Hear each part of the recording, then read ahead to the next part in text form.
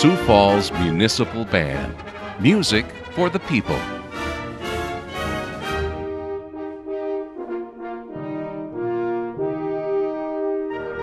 It's been said that music is an art form that transcends language. Music is always changing, and the changes are unpredictable. The music made by the Sioux Falls Municipal Band has always been for the people. Not for other musicians, politicians, or even themselves, but for the people. Starting in 1919, the band has played every summer continuously to thousands of people, young and old, rich and poor, musically inclined, and tone deaf. All have appreciated the wonderful gifts our local musicians have laid before them.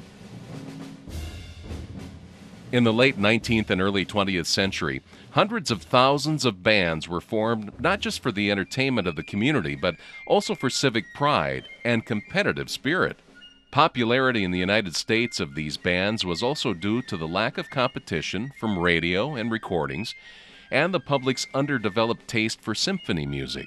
Many local bands came and went in a few years, their members joining other bands or realizing the constraints of work and family life on the pursuit of their music skills. The reasons for the Sioux Falls Municipal Band's longevity are best explained by looking at their beginnings, when a series of events led citizens to agree in 1919 to foot the bill to maintain a municipal band. Those events included the passage of a state band tax, the unsuccessful use of a contracted band for summer park concerts, and the performance in Sioux Falls of an outstanding military band. Many early bands provided entertainment for the citizens of Sioux Falls. Those bands included Stout's Band, a group formed in 1891 which played music for visiting theater groups, as well as concerts on Senny Island, which is by the present-day Falls Park. The Sioux Falls Fife and Drum Corps, a group held over from the Grand Army of the Republic, which was composed of Union veterans from the Civil War. Service organization bands like the Elride Shrine Band and Moose Bands, and the local Army 51st Field Artillery Band. Interest in a local municipal band for Sioux Falls began in earnest in 1919.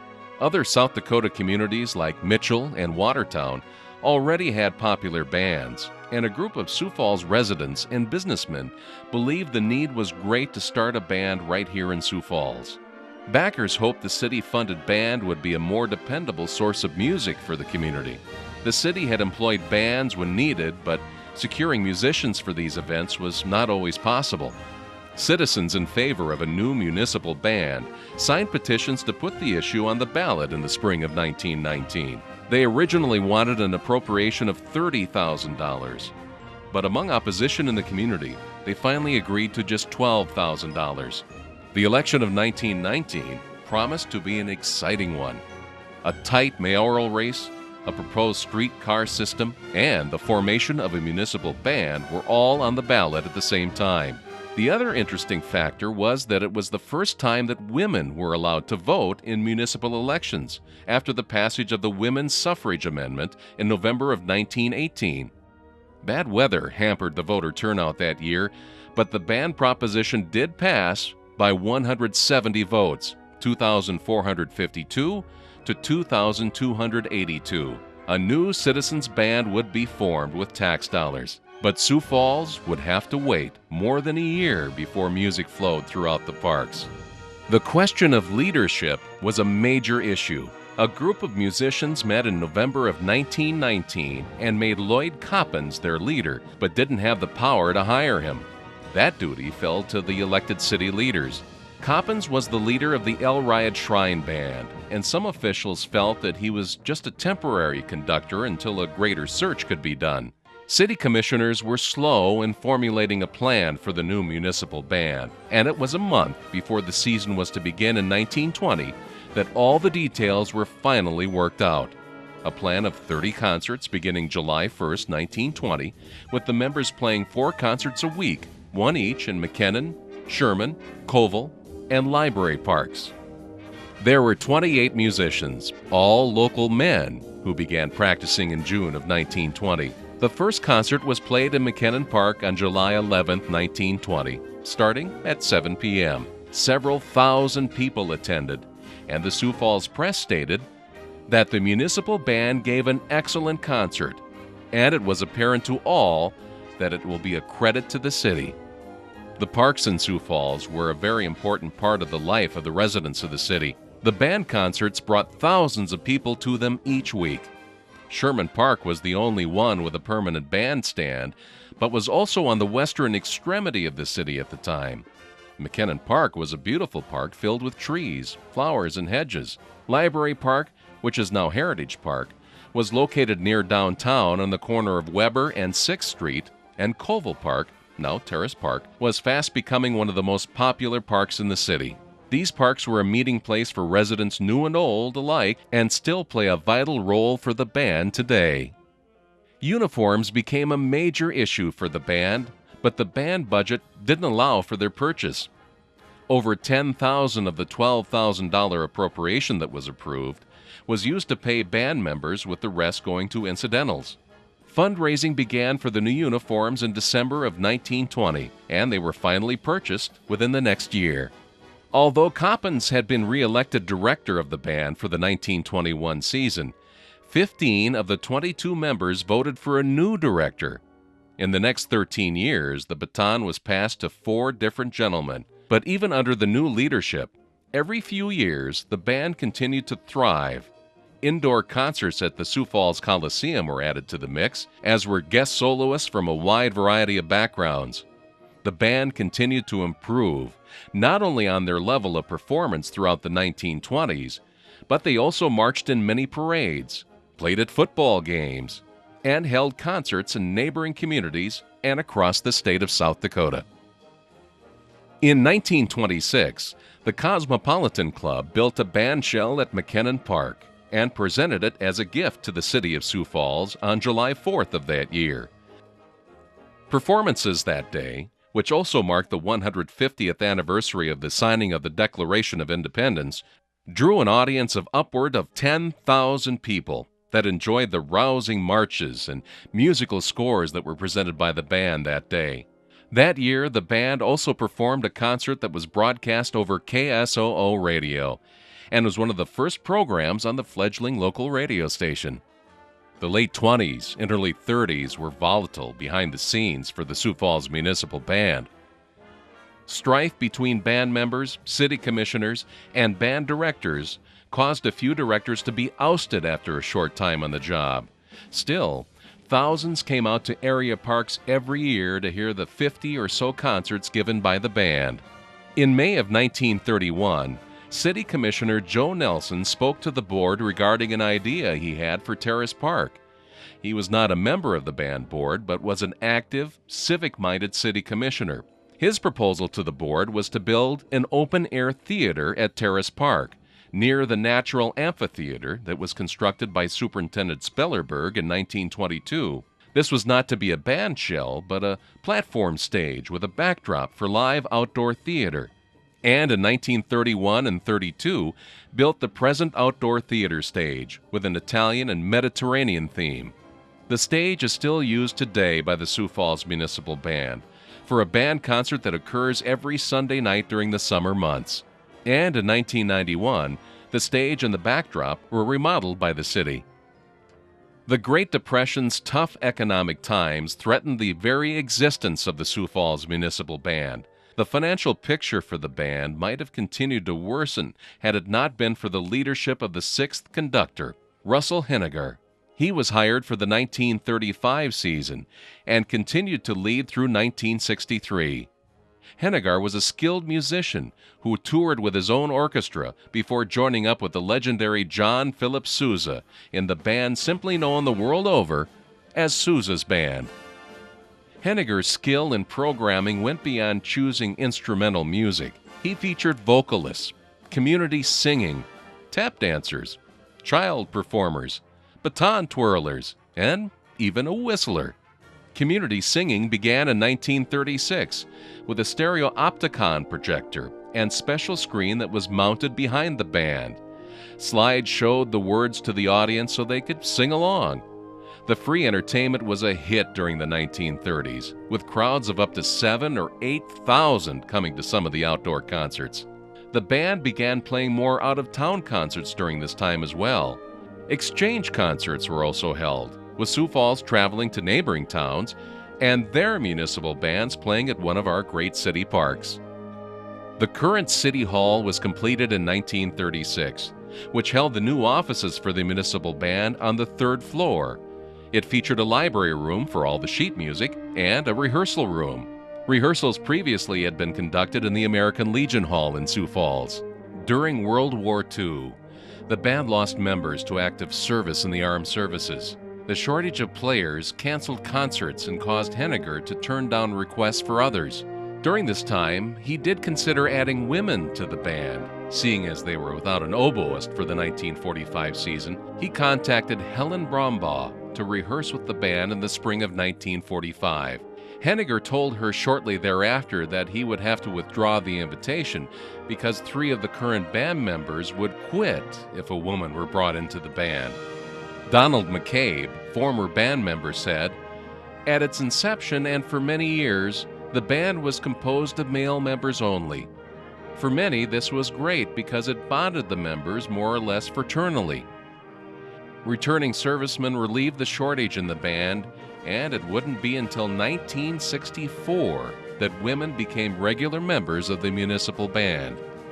Throughout the 40s, 50s, and 60s, the Sioux Falls Municipal Band continued its success even as the culture and musical tastes of the residents changed. The band played for many dedications, including the Veterans Hospital, O'Gorman High School, Minnehaha County Courthouse, and the Sioux Falls Arena. The dedication of KSOO-TV in July of 1960 brought the band to television for the first time, with a filming from McKinnon Park. Civil service regulations stipulated that Russ Henagar had to retire at age 65. After 29 years of service, he saw the municipal band through the chaos of World War II, through the middle of the turbulent 1960s. Dr. Leland Lillehog was selected as the new director to start the 1964 season. He had joined the band in 1949 and made the transition easily with Henagar's help. Since its inception in 1919, the municipal band had consisted only of men. Retirements in 1964 had left 2 positions as flutists vacant in the band. Seeing as there were no outstanding male flutists available in the city, some band members suggested that the band go without flutes until the position could be filled with men. Lillehog felt that it wasn't right that a tax-supported institution would keep talented female musicians out of the band. After considerable thought and investigation, he chose 2 young women, Kathy Hayes and Marilyn Loomis, to fill the spots in the band. This was a taxpayer-paid municipal band. And I felt in fairness that there should be talented women playing in the band as well. It wasn't right to exclude them. Russ Henagar, the great conductor that preceded me, during the war he kept the band going, but it was very difficult. So he tried to invite a couple women into the band, and he had kind of a riot there. The men weren't going to take it because it had been an all-male band since 1919. And so he finally gave up, but when he retired, some of the other good players also were retirement age, and that included 2 flute players. There are only 2 flute players in the band of that size. And so some of the players said, "Well, just let it go, get along for a year." And I said, "Nothing doing." And so I tried to find the best flute players along, and one of them who was interested didn't feel that the players would want her, so then I picked 2 people who happened to be at Augustana at the time, and they were tremendous flutists. I knew they had to be, because if they didn't play well, then they'd say, "Well, that's what happens when you bring women into the band." They did a great job, and by the second year, we had it licked. 1964 also saw a move for the municipal band. City Hall was getting too crowded, so the band moved its offices, instruments, and the library to the Coliseum, where the band was able to practice on the stage. Theme concerts started in the fall of 1966 with the first circus concert. The popularity of this concert has kept the tradition going ever since. Other theme concerts soon followed. The annual Children and Youth Concert was another favorite, with the band dressed up in costumes while they performed. One of my favorite concerts was the Children's Concert, and I think that's a favorite concert for most of the members in the band here because we don't have to wear our municipal band outfits, we get to wear costumes to entertain the kids. So most of us choose cool and comfortable, and it's a very, very fun concert to see all the little kids dancing to our music. A fire in January of 1973 at the Coliseum Annex threatened to wipe out the music library and equipment of the Sioux Falls Municipal Band. Lillehog and volunteers were allowed into the offices at the Coliseum, while firefighters fought the blaze next door in the annex. Luckily, the firewall at the back of the stage held, and the Coliseum and the band facilities were saved. 1973 was also the year when the municipal band acquired the Showmobile to take the music to the people. The Showmobile is a 40-foot movable stage that could be pulled to any location in town. Before the Showmobile, we would play in the band shell at McKinnon Park. We would play out on asphalt in the open. We would be playing in weather that was so hot that the chairs were sinking into the asphalt. And so that was a big change. The $20,000 price tag was shared between Parks and Recreation and the band. Before this, if they wanted to perform where a band shell was not available, 4 by 8 foot platforms were hauled to a location with plywood being used behind them to bounce the sound toward the audience. Computerization of the band's library was another large undertaking that Lillehog took on.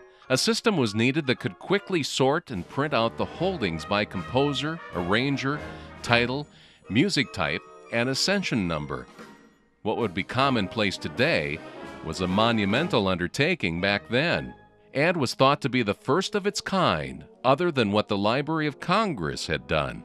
When the municipal band began in 1920, much of the classical music it played was popular among the listeners.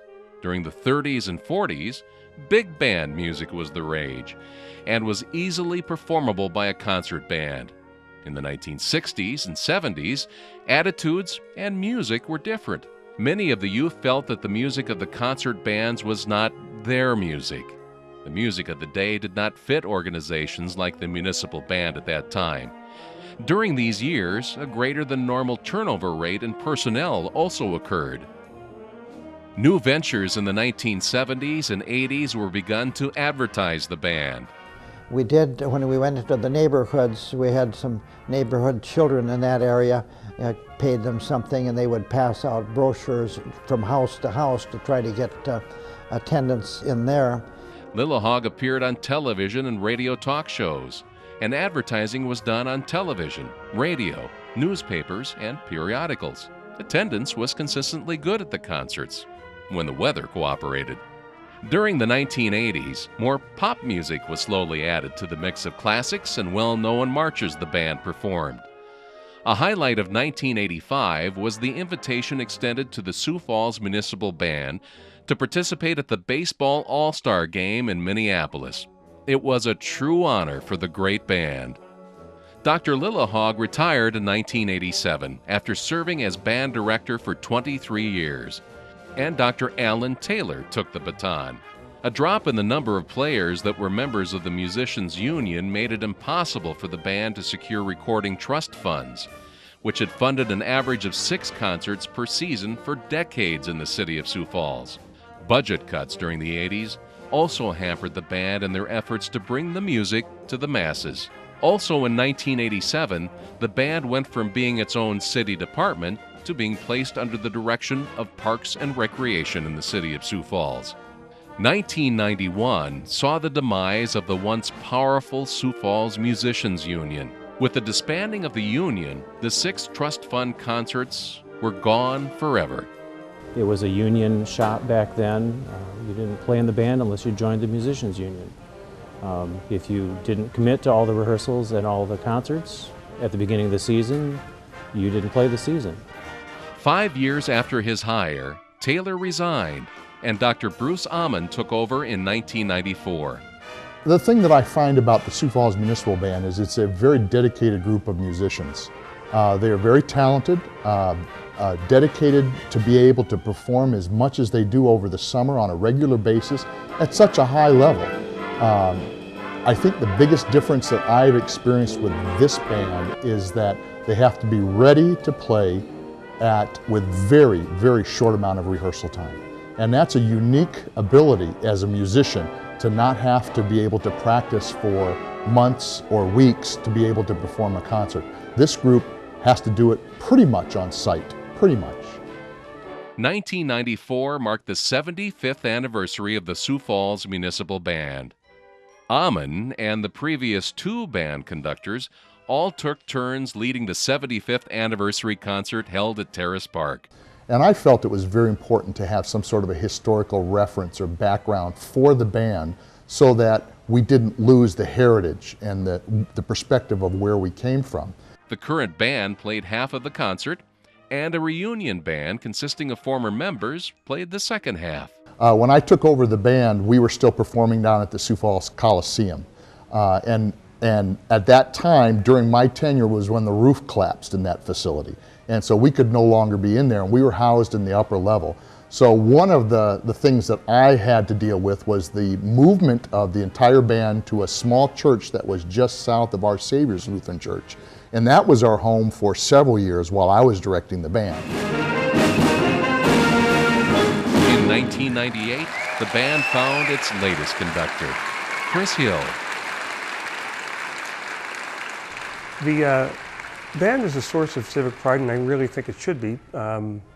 We have a great reputation nationwide. When I first applied for this job in 1998, I was speaking with a friend of mine who was in the United States West Point Band. And I told him that I was applying for this conducting job, and he said, "Hey, good luck with that. That's a phenomenal band." And he had heard of it all the way in New York. We are very busy. There are only one or two bands in the United States that do as many concerts as we do during the summer. The quality is quite high. I'm surprised at the number of people in the band that have bachelor's degrees in music, master's degrees in music, and even doctorates in music. We have college band directors who play in the band, and of course they're wonderful musicians.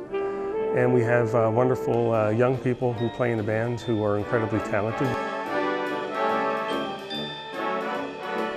A lot of our playing is sight reading. We spend only one night a week doing rehearsal. We rehearse for 2.5 hours, and we have 3 concerts or sometimes 4 concerts during the week. So a lot of our time is spent going straight through the songs. A lot of people in this band are very good sight readers, so they'll play through the music one time and they'll have to perform it. Whereas if you're in a different ensemble, you'll practice the music over and over and over again during a time span of 3 months and then present a concert. We don't have that much time, so we have to spend one night a week rehearsing, and we play probably 20 songs in the night, and then we have to play a concert during the week. When I first started with the band, there weren't very many women, and that's grown a lot over the years. When I first joined, the uniforms had all been fitted for male members, so us few females had some interesting fits. But it's grown a lot with the women in the band. The band has a theme for itself. We call ourselves Music for the People. And we don't just have one place that we play. You know, of course, every Sunday night during the summer, we're at Terrace Park. But we'll go into the neighborhoods, we go into retirement communities, nursing homes. We play where the people are. And every concert has something for everybody, because we don't just play just classical, we don't play just big band, we don't play just hymns, we play a little bit of everything. That's something that it's fun to do, because you know, whenever we start the concert, I always look out at the audience. There will be young folks on dates, there will be families with their kids, you know, rolling down the hill. There are older folks who have been coming to concerts since the 30s, 40s. I feel that if we have an audience like that, then we're reaching a lot of people in a lot of different phases of life. There have been some phenomenal musicians in this band, and it's been a real pleasure for me to be able to play with them and say that I was in the band with them. Many fine performers have played with the Sioux Falls Municipal Band over the years, been a vocalist or other entertainer during concerts. Some of the notable ones include World War II flying ace Joe Foss, Lawrence Welk Show regular Myron Florin, Mary Hart, who went on to host Entertainment Tonight, and CBS sportscaster Pat O'Brien. The first few years I was kind of grumbly about playing, having to get off work to play Veterans Day and the other extra concerts that we do, Armed Forces Day and Memorial Day. And then one year, shortly after I started, I really looked at those people in the audience and I thought, oh my goodness, look what they've done. If they've done that for me, this is the least I can do, and now those are my favorite concerts. And I think there's no question Terrace Park was and is the favorite place. It's a Sunday evening concert. People are normally free. And it's a nice venue there where they set up and the band is down in the shell itself. Every concert's special. Every community center we play, every park we play, every opportunity to play for our citizens is a special experience, and every one of them is special in my mind. This band is really different because of just the quality of people who are in the band.